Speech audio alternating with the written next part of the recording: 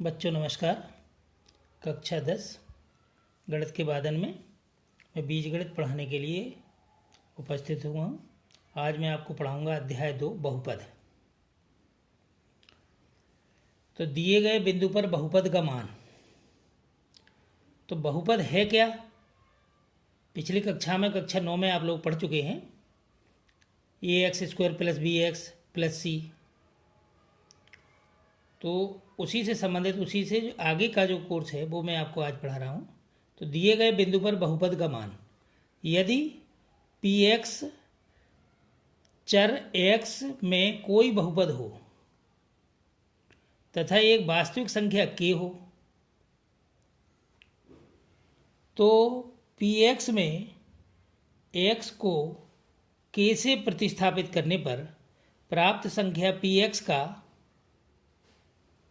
x बराबर k पर मान कहलाती है। जैसे यदि px बराबर x² - 3x - 4, तब x बराबर -1 पर इसका मान p - 1 इक्वल टू -1 का स्क्वायर -3 ब्रैकेट में -1, x की जगह पर -1 रखा, -4 तो इक्वल टू, इसको सॉल्व करेंगे तो ये हो जाएगा यहाँ +1 +3 -1 और -3 का जब गुणा करेंगे तो ये प्लस हो जाएगा, +3 -4। तो +1 और +3 ये हो गया +4 -4, तो इक्वल टू 0। अतः x बराबर ऋण 1 पर px का मान 0 है। तो ये दिए गए बिंदु पर, दिए गया बिंदु क्या है? -1। तो -1 पर जो बहुपद था, बहुपद ये x² - 3x - 4, तो उसका मान आया 0। तो इसी प्रकार से आप दिए गए बिंदु पर बहुपद का मान ज्ञात करेंगे। अब देखिए आगे बहुपद के शून्यक। यदि व्यंजक px x में बहुपद हो, यानी ये x का बहुपद है, y का भी बहुपद हो सकता है, k का भी बहुपद हो सकता है। तो उसी प्रकार से यदि व्यंजक px x में बहुपद हो, तब एक वास्तविक संख्या k बहुपद pk का शून्यक कहलाती है, जबकि pk इक्वल टू 0 हो। जैसे दिए गए बहुपद px बराबर x² - 3x - 4 में हम x इक्वल टू -1 रखते हैं, तब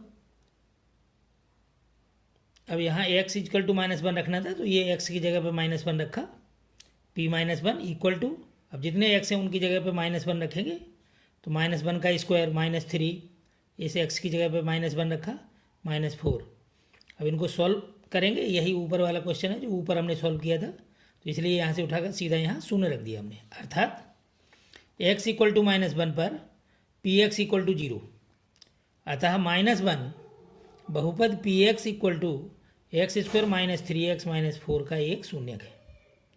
ये हमें शून्यक ज्ञात हो गया। तो इसी प्रकार से बहुपद के शून्यक ज्ञात करेंगे। बहुपद के शून्यकों का ज्यामितीय अर्थ क्या होता है? ज्यामिति में ग्राफ दिए रहते हैं, तो कैसे उनका हम ज्यामितीय अर्थ निकालेंगे, उनका मतलब क्या हुआ? तो उसके लिए देखिए यहाँ हमने परिभाषा के रूप में लिखा है, एक बहुपद px के शून्यक उन बिंदुओं के x निर्देशांक होते हैं, यानी x अक्ष पर जब काटेगा तो x निर्देशांक बनेगा, वहाँ x निर्देशांक होते हैं, जहाँ y इक्वल टू px का ग्राफ x अक्ष को प्रतिच्छेद करता है। तो नंबर फर्स्ट, रैखिक बहुपद का ग्राफ x अक्ष को अधिकतम एक बिंदु पर काटता है। द्विघातीय बहुपद का ग्राफ होगा तो वो x अक्ष को अधिकतम 2 बिंदु पर काटेगा, और त्रिघातीय बहुपद का ग्राफ x अक्ष को अधिकतम 3 बिंदु पर काटता है। इसी प्रकार चतुर्घातीय अगर बहुपद है तो उसका जो ग्राफ होगा वो x अक्ष को अधिकतम 4 बिंदु पर काटता है। अब हम आपको पढ़ाने जा रहे हैं प्रश्नावली 2.1। तो उससे संबंधित जो ग्राफ हैं, केवल एक ही प्रश्न है इसमें, तो जो ग्राफ है उसको हमने अटैचमेंट के रूप में आपको यहाँ हम दिखा रहे हैं, तो उसका अध्ययन कीजिए। तत्पश्चात हम प्रश्नावली 2.1 पढ़ा।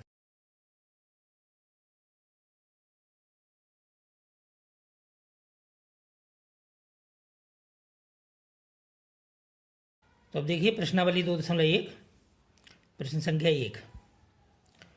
किसी बहुपद px के लिए y equal to P X का ग्राफ नीचे आकृति में दिया है। ये हमने अटैचमेंट में आपको दिया है। इसमें प्रत्येक स्थिति में px के शून्यकों की संख्या ज्ञात कीजिए। तो उत्तर, पहला ग्राफ आप देखेंगे तो पहले ग्राफ में x अक्ष पर नहीं काट रहा है कहीं भी, इसलिए उसका कोई शून्यक नहीं है, क्योंकि ग्राफ x अक्ष पर प्रतिच्छेद नहीं करता है। दूसरे नंबर का ग्राफ देखिए, तो इसमें ग्राफ जो है x अक्ष को एक बिंदु पर एक जगह काट रहा है, इसलिए शून्यकों की संख्या 1 है, क्योंकि x अक्ष पर केवल एक बिंदु पर काटता है। फिर तीसरे नंबर का ग्राफ देखेंगे तो उसमें जो ग्राफ है वो x अक्ष को 3 जगह काट रहा है, 3 बिंदुओं पर काट रहा है, तो इसलिए शून्यकों की संख्या क्या होगी, इसमें 3 है, क्योंकि x अक्ष पर केवल 3 बिंदु पर काटता है। अब अगला चौथे नंबर का ग्राफ देखेंगे तो चौथे नंबर के ग्राफ में 2 जगह x अक्ष को काट रहा है, इसलिए शून्यकों की संख्या 2 है, क्योंकि ग्राफ में x अक्ष पर जो रेखा है वो 2 बिंदु पर काट रही है। पांचवा नंबर ग्राफ देखिए,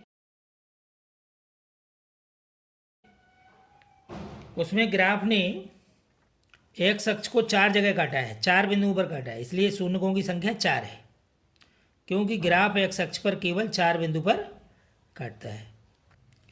छठवां ग्राफ देखिए,